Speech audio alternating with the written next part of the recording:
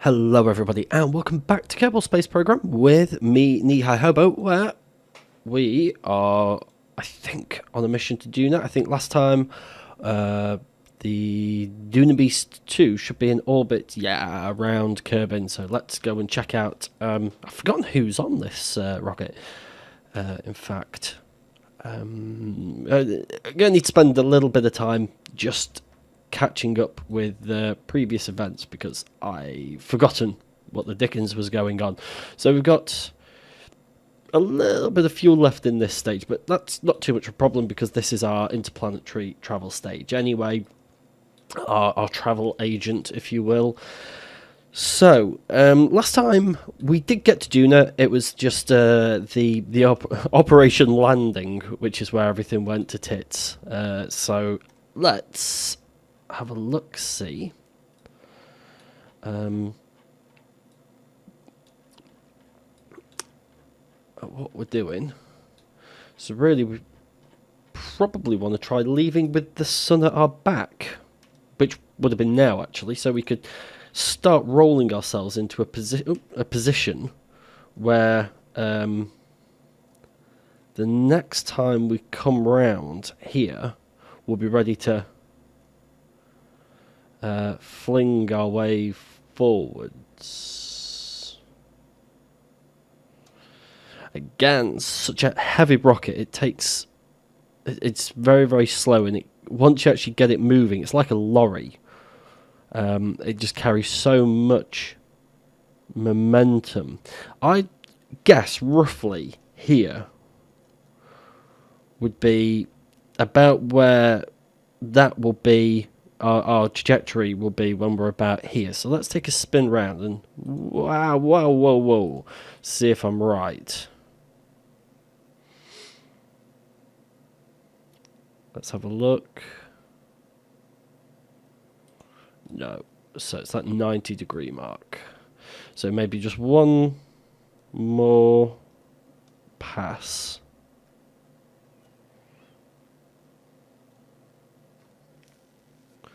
Just to make sure that we get this right.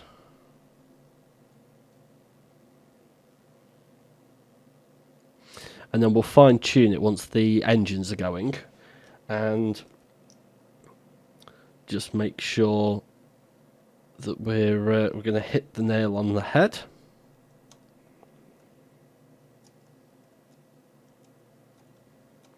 So we'll just hit it at the horizon, and that would be a perfect point to do it. So we'll just take one more lap around the planet. That was the game doing that, not me. I think we came in under the atmosphere.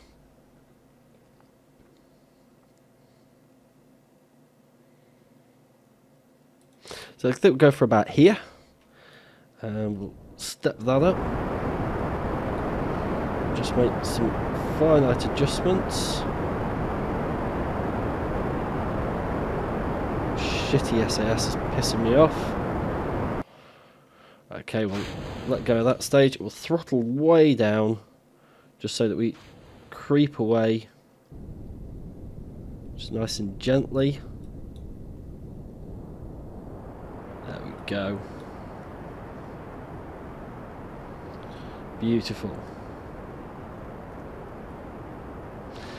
Textbook. Decouple. Okay, so now that's a lot of debris to come. Is it going to come back down, or is that going to be stuck in orbit? It says it's stuck in orbit from the looks of things. Oh, maybe we're a little bit late here, actually.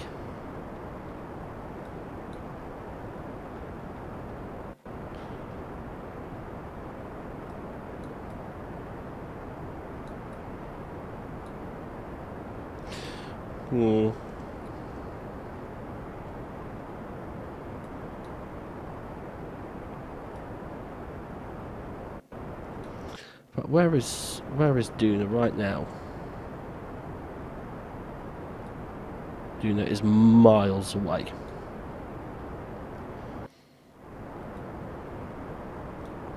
Burn, little rocket, burn! It's like the little engine that could.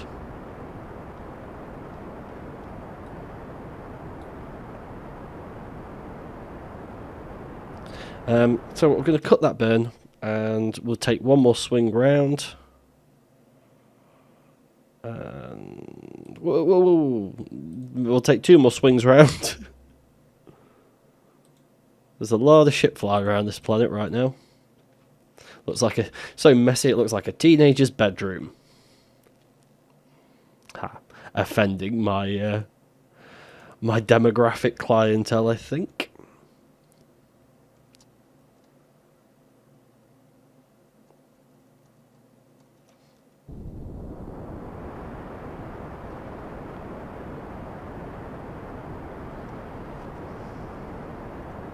So again, we'll just burn at the horizon. Bloop. Perfect. Absolutely spot on the mark, and just see if we can grow this a little bit more. How are we doing for fuel here?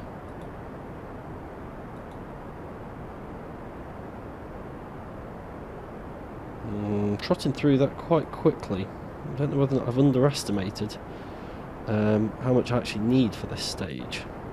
Especially with such a low-powered engine. Do I go back to the nuclear engine after it's pissed me off so much? And I suppose it would be quite good to show you guys that I'm not making it up and I'm not crazy and hallucinating, because I don't think we're going to get the necessary thump to get us interplanetary. Intergalactic, planetary, intergalactic. I think even adding another fuel tank wouldn't necessarily help the cause. We get what, 200 seconds? Less than 200 seconds. We get about 3 minutes per tank, which is nowhere near enough. I mean, look at that growth rate. It's shit. Yeah, this needs to be about 2,800, I think, is the magic number. But I don't know. It's just growing way too slowly. 1 meter per second we're gaining.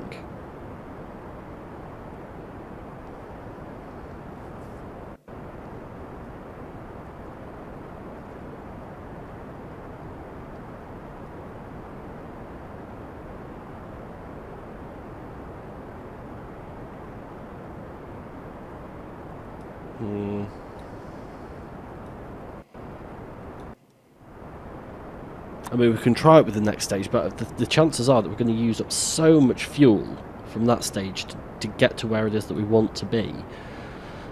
The only possible way down onto the planet is going to be a suicide burn.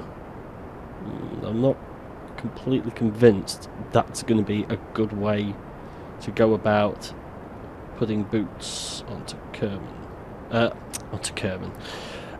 onto Duna. I do want to get there.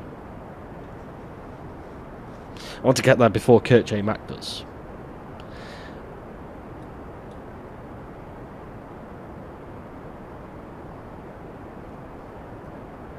And I have a feeling that my other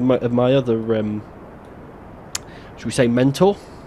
My other motivation for doing these, which is Jeff Major. I want to get there before he does. He's gone back to doing lunar landings to the moon.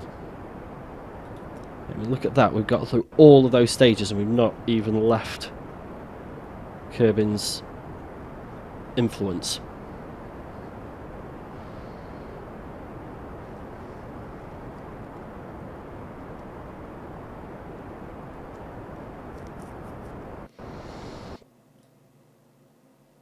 Nope. Okay, we're going to come back in from that because we're not getting there. Okay, I'll give it a go. Actually,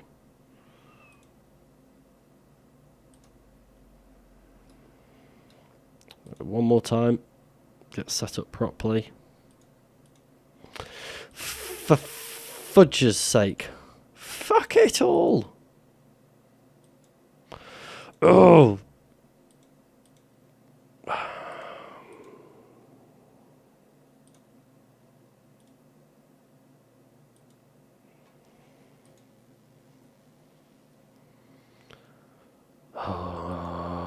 Tell you what, actually, as well, let's do some hellos to you.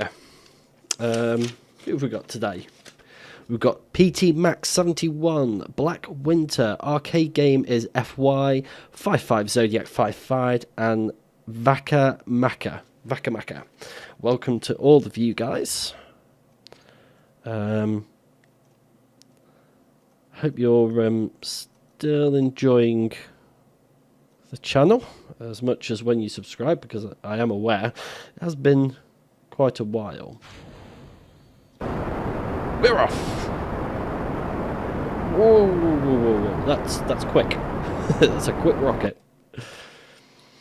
That barely took anything. Yeah, 2870 then is the magic number there to get us onto an escape. So let's see what that does for us in the long run.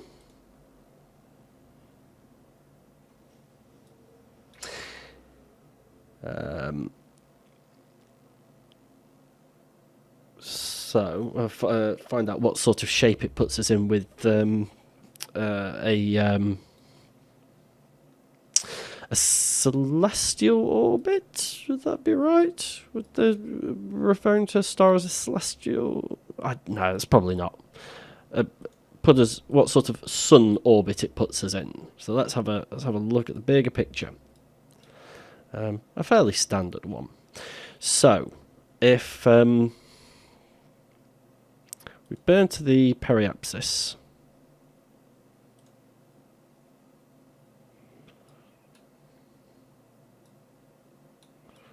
and then we start adjusting our course accordingly. So what we're going to do is we're going to flip over, probably the wrong way. Yeah. But at least now that we've shed some weight,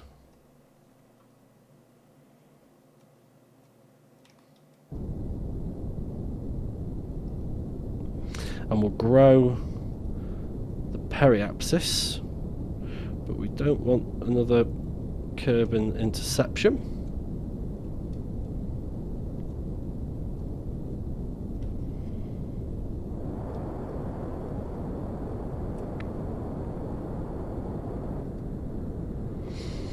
Also don't want to, because I don't want to be burning through fuel too quickly either. Oh, but we're burning through this middle tank and look at it go. Wow, we've already drank one of them. 16 litres a second. But that should slow down once we hit these ones. 4.2. I want less than that. That'll do. It shouldn't take too much to move us now. I want to grow this to the same height as Duna, and then I want to watch the orbits come round, and then eventually when I think we're close enough, we're going to go and slow ourselves by increasing our, well, I guess it would be the periapsis at that point. So whilst we're doing that, I would again like to talk to you about Movember. If you don't know what Movember is, it's a charity month where gentlemen are invited to grow moustaches and stupid facial hair to raise money. So effectively it's a sponsored event. I will be participating this year. I'm actually going to be growing mutton chops myself, and I would like, if you possibly can, I would like it if you could sponsor me. There is a link at the bottom of the description where you can go and contribute to the chip-in widget, and everybody who contributes will get some sort of honourable mention. I will figure something out for that. Suggestions are also welcome still. The idea is that with the stupid facial hair comes a icebreaker and conversation starter about there we go, about why you have stupid facial hair, and it's sort of a pretext, a prefix for talking about testicular cancer. So the money raised goes to cancer research. So yeah, if you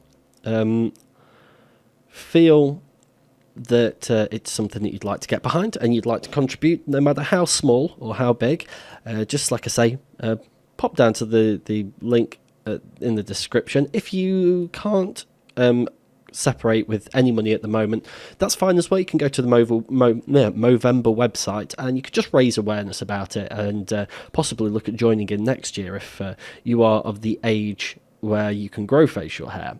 Ladies, there is also an option to become a Mo sister, so it's not completely male gender specific. You can, as I say, join in as the fairer sex. That runs for November only. So if you are watching this on December the 1st, 2012 or later, and you think, I want to get me some of that action, unfortunately it's too late now. However, every November they do go ahead and do it again. So you can always contribute next year, or you could go and sink your hard-earned money into another charitable cause. I mean, the cancer trusts and cancer charities are always looking to take money. It is quite a serious issue that will affect 1 in 3 people. I'm not sure if the statistics are higher for any particular country or if it's more affluent in the Western Hemisphere rather than the Eastern Hemisphere. I'm not sure on those details, but whatever, it's a pain in the ass. It needs licking straight away. So, like I say, if you can just spare a £1, €1, $1, whatever, then, like I say, at the end of the video, chipping widget at the bottom of the link at the bottom of the description, and everything is appreciated. So we've got ahead of the planet now. So one of two options: we could burn and push our periapsis up here and try and slow down to get this interception up, or we could wait until we spin right the way round again. I am of the opinion that's going to take too long, and I'm more prepared to spend the fuel.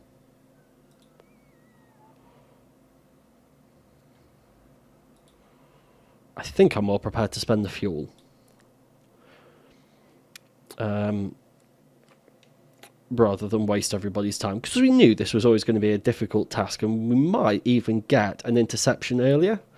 There's a possibility, so we'll give that a whack. So we'll get here and we'll hit the ironically, you have to speed up to slow down, and you have to slow down to speed up. That's sort of the logic I was struggling to get my head around before.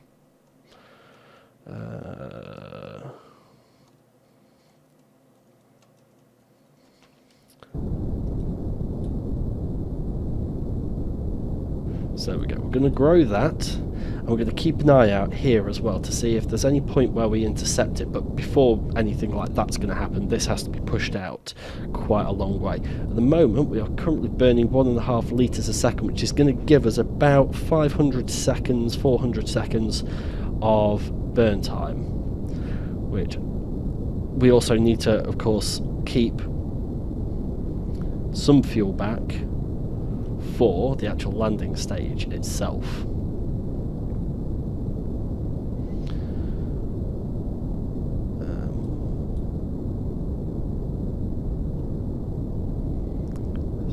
So keep an eye on that. I wonder what the height. It's June's 21.2 billion meters.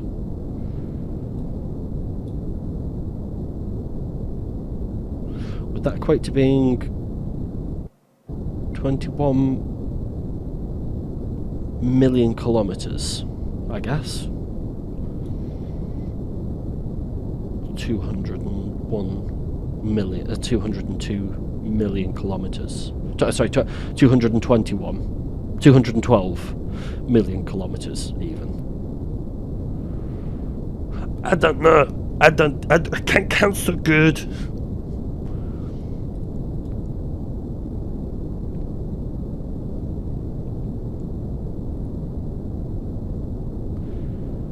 Okay, so that's getting pushed away from us. So maybe we'll just go ahead and knock that on the head for a moment. And just, whilst we slide forwards, get a bit closer to the... That's actually quite a long way out here, aren't we? With the periapsis. So we'll just inch up to that. Not looking for anything too specific, but whoa, that's where I want to be there. Okay, and again, we'll just throttle up a touch more. Get back onto our bearing.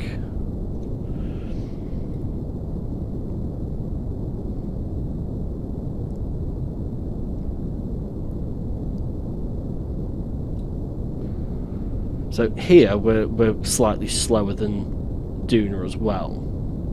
So we'll see if we hit an interception point. If we don't, then we'll just go slightly over here.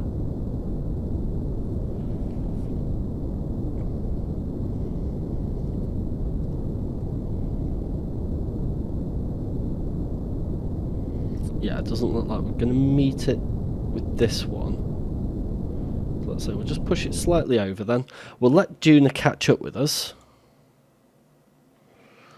And then we'll make the necessary adjustments as we go.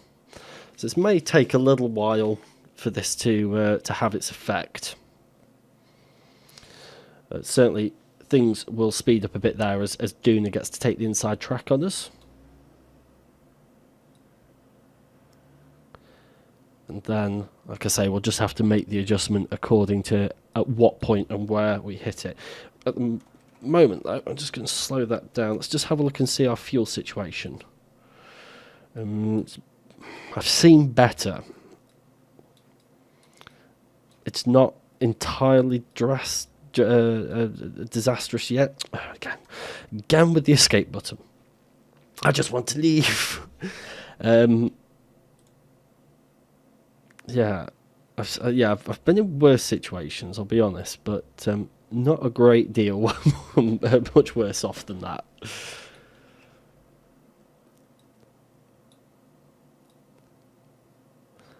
Okay. It'd be nice if you had some sort of distance to planet meter, like an altimeter to your nearest body, but then again, that'd probably be Kerbal at this moment in time. No, Kerbal's slipping away anyway. To find out whether or not it is catching up with you and what sort of rate it's catching up with you. At the moment, we're looking at about 7,500 meters. Yeah, we're travelling roughly the same speed. Hopefully this... But also, we've got a lot further to travel. That's kind of the big deal with it. And it is catching up with us. What we'll probably do is end the episode when we get an interception. And then the next episode after this will be the, hopefully, touch wood, orbit and landing stage. So it needs to get quite considerably closer because we haven't got a lot of fuel to play with here. And this is where this shrinking this gap is going to slow down quite a lot as well.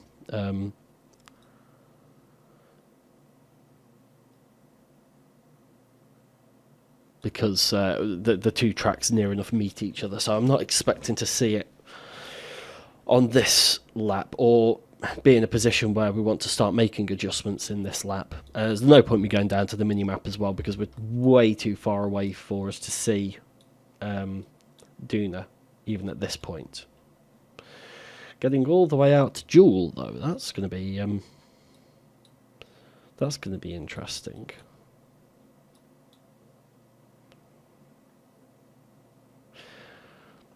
So yeah, this is where it's really going to slow down because we effectively are touching almost at this point. We're almost on exactly the same track. And it's still gaining a little bit of ground, but nothing which on the sort of size and scale we're talking about is going to be significant.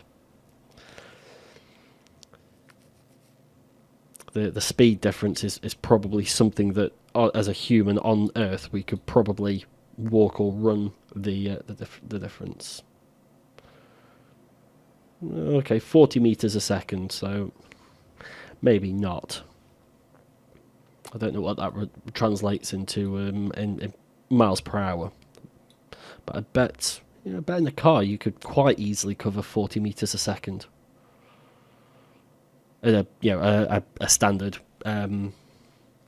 just average person's runabout. So let's see what this pass of the periapsis does, and see what sort of gap we close this time. I suppose it's kind of nice that we get this area of reflection to see how stable the orbit is, and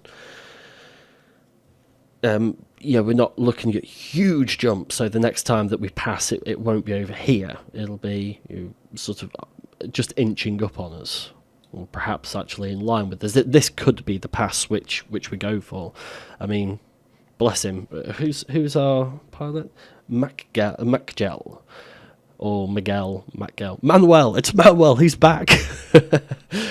He's been up here for now 500 days. So assuming a year's 365 days, he's been up here nearly 2 years.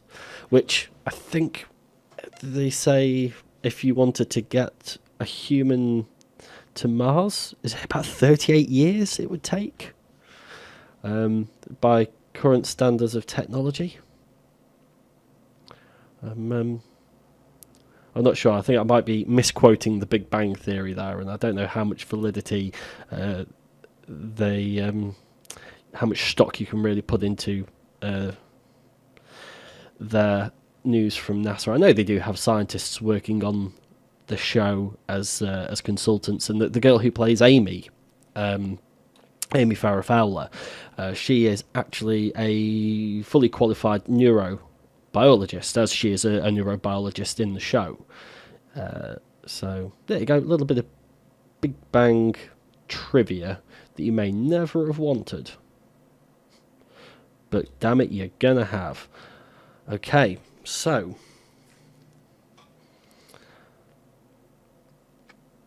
if we burnt over there, we'd probably be looking at touching this now. But I think this is now, when we get to the apoapsis, this is when we need to start shutting this down a little bit more.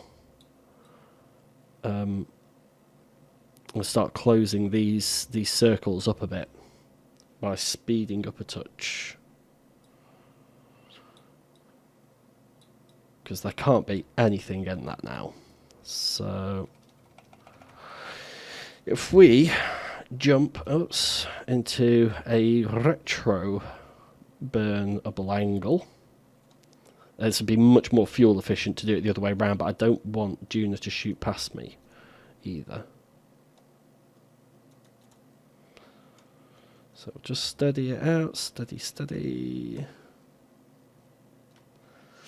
And just the ever so slightest burn, that's going to come down at an alarming rate. We may just well overshoot if we do hit an interception.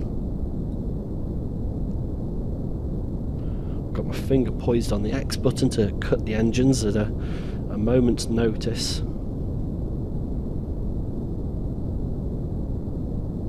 It's got to be, because they're spot on in line with each other.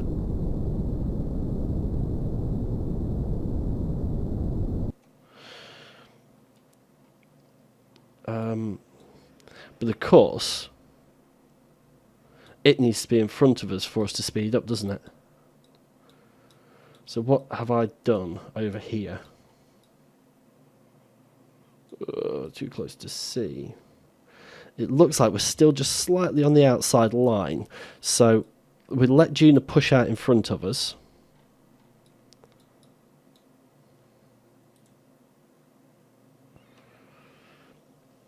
And then we'll try and kill it again by speeding up onto it.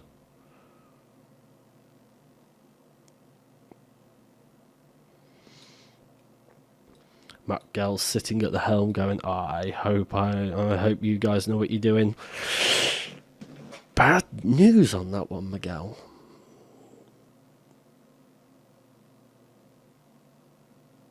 So yeah, pushing just a tiny bit. It doesn't need to be a huge amount because we don't need it to. We don't sure as hell don't want it to outrun us. Maybe if we get up to the periapsis, that would be far enough.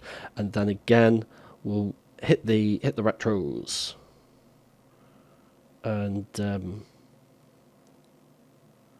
hopefully, fingers crossed. I also want to have a look at the fuel situation and see how we're looking there. Hopefully that burn should have done less than a litre a second, or not a hell of a lot more than a litre a second, certainly. So we should still be in a reasonably good stead.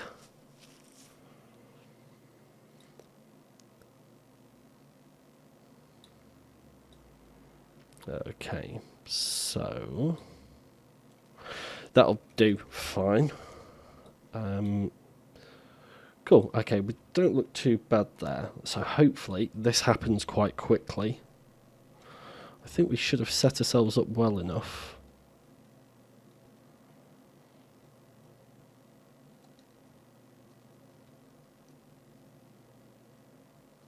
Whoa. Pressed up rather than down there. So that's why we overshot it massively.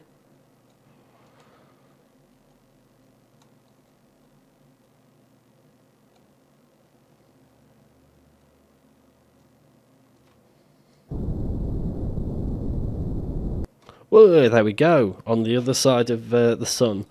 So I'm going to call it the end here. And then next time, this seems like a much better point than getting into some sort of scramble over this end and sort of trying to panic stab our way back into the episode. So I'd like to thank you very much for joining me.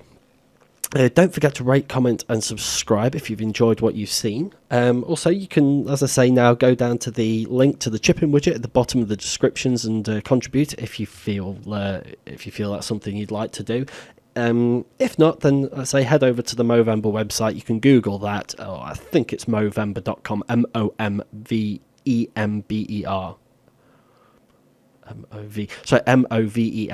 Movember.com. But like I say, just double check me on that one. I could be wrong. If I am, I'm sorry. But if you put in a Google search, then that will turn something up. So, yeah, as I say, don't forget to rate, comment, and subscribe, and I will see you next time. Goodbye.